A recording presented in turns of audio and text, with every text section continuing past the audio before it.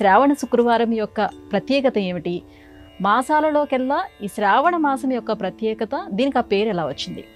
శ్రవణ నక్షత్రం, చంద్రుడు పౌర్ణమి నాడు శ్రవణ నక్షత్రం దగ్గర ఉండేటువంటి మాసం కనుక దీనికి శ్రావణ మాసము అన్నారు. ఈ శ్రావణ మాసంలోనే విశిష్టమైనటువంటి పండగలు మనకి చక్కగా పూజా కార్యక్రమాలకు అనుగుణంగా వస్తాయి. శ్రీకృష్ణ జయంతి ఈ శ్రావణ మాసంలోనే వస్తుంది. అట్లాగే ప్రధానంగా రక్షాబంధన్, శ్రావణ పౌర్ణమి ఈ శ్రావణ మాసంలోనే వస్తుంది. సరే, ఇంతకీ ప్రధానంగా శ్రావణ మాసం అనేసరికి శుక్రవారం, మంగళవారం, ఎందుకు శ్రావణ శుక్రవారం, శ్రావణ మంగళవారం అని చెప్తారు. కాబట్టి ఈ రకం శ్రావణ మాసంలోనే ప్రత్యేకంగా శ్రావణ పౌర్ణమి చాలా విశిష్టత కలిగినటువంటిది. ఎందుకనంటే శ్రావణ పౌర్ణమి విశిష్టత ఏంటంటే, మిగతా పౌర్ణమిలప్పుడు వేదాధ్యయనం నిషేధించారు. అంటే వేదాన్ని నేర్చుకోవటం పౌర్ణమి రోజు చేయకూడదని చెప్పారు. కానీ శ్రావణ పౌర్ణమి నాడు మాత్రం వేదంలో ఒక భాగాన్ని నేర్చుకోమని చెప్పారు. అంటే ఏ నెలలోనూ ఏ పౌర్ణమిలోనూ లేనటువంటి విశేషం శ్రావణ పౌర్ణమికి ఉంది. అలాగే శ్రావణ పౌర్ణమి నాడు హయగ్రీవ జయంతి. హయగ్రీవుడు అనేటువంటి వాడు, ఎందుకంటే ఒక రాక్షసుణ్ణి చంపి ఆ రాక్షసుడి యొక్క పేరుని స్వామి విష్ణుమూర్తి తన పేరుగా నిలుపుకున్నాడు.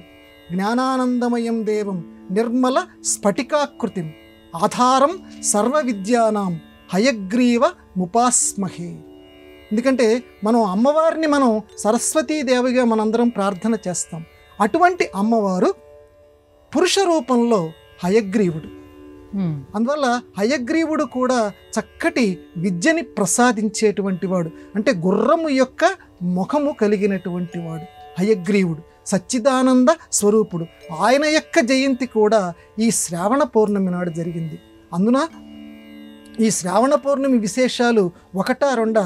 మామూలుగా కార్తీక సోమవారం అని ఏ రకంగా చెప్పుకుంటామో, శ్రావణ మాసంలో కూడా శ్రావణ సోమవారాలు, శ్రావణ మాసానికి సంబంధించినటువంటి ఆదివారాలు, మంగళవారాలు, శుక్రవారాలు ఎలాగో శ్రావణ సోమవారాలు కూడా ఈ ఉపవాసాలు ఉండి వ్రతాలు చేసేటువంటి కాలం మన తెలుగు సంస్కృతిలో చాలా కాలం నడిచింది. ఇప్పటికి కూడా సకృత్తుగా కొద్దిమంది ఆ ఆచారాలు పాటిస్తూ ఉన్నారు. ప్రధానంగా ఎక్కువ మంది మాత్రం మంగళవారం, శ్రావణ మంగళవారం, శ్రావణ శుక్రవారం ఇలాంటి ఆచారాలు ఎక్కువ పాటిస్తున్నారు. అందులోనూ ఈ శ్రావణ మాసంలో తెలిసి తెలియక ఏవైనా పాపాలు చేస్తే అవన్నీ కూడా అమ్మవారి యొక్క ఆ ఒక్క ఉచ్చారణ, లక్ష్మీదేవి యొక్క ఆ పదం ఉచ్చారణ చేస్తే సమస్తమైన పాపాలు తొలగిపోతాయట. ఎందుకంటే లక్ష్మీ ఆరాధన ఈ శ్రావణ మాసానికి సంబంధించి, ఎందుకంటే వరలక్ష్మికి సంబంధించినటువంటిది ఈ శ్రావణ మాసం. అందుకని ప్రతిరోజు కూడా తప్పనిసరిగా, ఎందుకంటే అమ్మవారు తామరలో పుట్టారు, మనందరికీ తెలుసు. లక్ష్మీదేవి, వరలక్ష్మి తామరలో పుట్టారు. పుట్టినప్పుడు బిడ్డకి పురిటి స్నానం చేయిస్తారు కదా, ఆ రకంగానే అమ్మవారికి పురిటి స్నానం చేయించాలి అని అనుకున్నారట.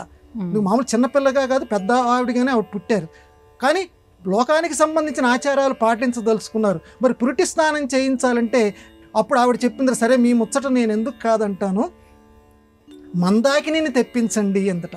మామూలు నీళ్లు పనికిరావు, ఆకాశగంగ ఉంది కదా, ఆకాశగంగతోటి నాకు అభిషేకం చేయించండి, అదే పురిటి స్నానం అందట. మరి ఎవరు పోయాలి అంటే, ఏనుగులు ఉన్నాయి చూడండి, అవి నాకు చాలా ఇష్టం. గజప్రియా అమ్మవారు, గజలక్ష్మి కదా ఆవిడ. అందువల్ల ఏనుగులు ఉన్నాయి కదా, అష్టదిగ్గజాలు, ఆ అష్టదిగ్గజాలతోటి నాకు అభిషేకం చేయించండి, ఈ పురిటి స్నానం చేయించండి అందట. అమ్మవారి శ్రావణ మాసంలో శుక్రవారం నాడు ఆవిర్భవించింది తల్లి. అందుకని నా పురిటి స్నానం చేయించండి అందరూ. అప్పుడు ఏనుగులన్నీ కూడా, అష్టదిగ్గజాలన్నీ కూడా ఆ మందాకిని లోనటువంటి నీటిని కుంభాల్లో పట్టుకొని తమ కుంభస్థలాల ద్వారా అమ్మ మీదకి ఇలా వంచాయట. మరి అప్పుడు మనం అప్పుడప్పుడు చిత్రాల్లో చూస్తూ ఉంటాం, అమ్మ మధ్యలో కూర్చుంటుంది, అటుపక్క ఒక ఏనుగు, ఇటుపక్క ఒక ఏనుగు కనిపిస్తుంది. మొత్తం 8 ఏనుగులు ఉండాలి. కానీ అక్కడ చిత్రంలో కుదరదు కాబట్టి చిత్రకారులు, ఎందుకంటే కేవలం మనకి 2 ఏనుగుల్ని మాత్రమే అక్కడ చిత్రీకరిస్తారు. మొత్తం 8 ఏనుగులు, అష్టదిగ్గజాలన్నీ కూడా అమ్మవారికి పురిటి స్నానం చేయించేయట. అందువల్ల శ్రావణ మాసంలో సమస్త జంతువులు, సమస్త మానవులు అందరూ కూడా లక్ష్మిని, లక్ష్మి అంటే తనని చూసేటువంటి వారిని చూసేది అని ఆ పదానికి అర్థం. తనని చూసేటువంటి వారిని చూసేది అంటే మనం అమ్మ వైపు చూస్తే అమ్మ మన వైపు చూస్తుంది. అంటే అమ్మ మీద కనుక మనం భక్తి కలిగి ఉంటే అమ్మ మనని అనుగ్రహిస్తుంది. అటువంటి వరలక్ష్మీదేవికి సంబంధించినటువంటివి ఇంకా చాలా విశేషాలు ఉన్నాయి, తర్వాత మనం చెప్పుకుందాం. అటువంటి గొప్ప విశేషాలు కలిగినటువంటి శ్రావణ మాసం పేరు, దీనికి ఇంకో పేరు నభోమాసము అంటారు. దీనికి ప్రత్యేకంగా అంటే ఆకాశానికి సంబంధించినటువంటి మాసం, అంటే ఏదైతే శూన్యముందో ఆ శూన్య రహస్యాలని చెప్పేటువంటి మాసం. ఎందుకంటే మనందరం ఒక్కొక్కసారి అయోమయంలో పడిపోతుంటాం ఈ జీవితంలో. ఆ శూన్యం నుంచి మనని వెలుగు వైపుకి తీసుకెళ్లేది అమ్మవారి యొక్క ఆరాధనతోటి. అందుకని ప్రత్యేకంగా ఏ మాసానికి పేరు పెట్టలా, ఈ మాసానికే వేదం పేరు పెట్టింది, నభో మాసము అని పెట్టింది. ఇటువంటి గొప్పది శ్రావణ మాసం.